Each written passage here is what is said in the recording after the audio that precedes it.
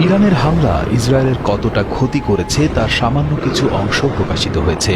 ধ্বংসযজ্ঞের এই চিত্র ইসরায়েলের তেল আবিব এবং বেইত শেমেশ শহরের, যেখানে ইরানের ভয়াবহ মিসাইল হামলায় অন্তত 10 জন নিহত এবং অসংখ্য মানুষ আহত হয়েছেন।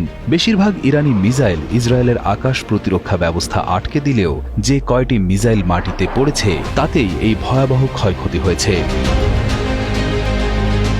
কয়েক দশক পর আমেরিকা এবং ইসরায়েল যৌথভাবে ইরানের সবচেয়ে বড় হামলা চালিয়েছে, যার ফলে ইরানের সর্বোচ্চ নেতা, তার স্ত্রী, মেয়ে, নাতি সহ পরিবারের অনেকে নিহত হয়েছেন। তারই চরম প্রতিশোধের চিত্র দেখা যাচ্ছে পৃথিবীর অন্যতম শক্তিশালী ও সুরক্ষিত আকাশ প্রতিরক্ষা ব্যবস্থার দাবিদার ইসরায়েলের মাটিতে। শুধু ইসরায়েল নয়, পুরো মধ্যপ্রাচ্য এখন চরম আতঙ্কের মধ্যে দিন পার করছে। ইসরায়েল সহ আরও 7টি দেশের উপর বৃষ্টির মতো মিসাইল নিক্ষেপ করেছে ইরান।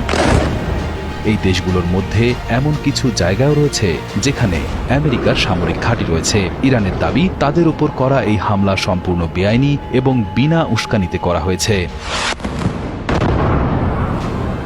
ইরানের এই পাল্টা হামলার সবচেয়ে ভয়ঙ্কর রূপ দেখা গেছে ইসরায়েলের বেইত শেমেশ এবং তেল আবিব শহরে। এই শহরের আবাসিক ভবনগুলো রীতিমতো ধ্বংসস্তূপে পরিণত হয়েছে। বেইত শেমেশ শহরে একটি মিসাইল সরাসরি আঘাত হানায় 9 জন ইসরায়েলি প্রাণ হারিয়েছেন। ধ্বংসস্তূপের নিচে আটকে পড়া মানুষদের বাঁচানোর চেষ্টা চালিয়ে যাচ্ছেন উদ্ধারকারীরা। ইসরায়েলের জরুরি সেবা সংস্থা MDA জানিয়েছে, তেল আবিবেও শনিবার রাতে একটি রকেট আঘাত হেনেছে। সেখানে 50 বছর বয়সী এক নারীর মৃত্যু হয়েছে। এছাড়া আরও 27 জন মানুষ আহত হয়েছেন, যাদের মধ্যে 2 জনের অবস্থা একটু গুরুতর এবং বাকি 25 জন সামান্য আহত হয়েছেন। আহতদের দ্রুত উদ্ধার করে ইচিলভ এবং সেবা মেডিকেল সেন্টারে চিকিৎসার জন্য নেওয়া হয়েছে।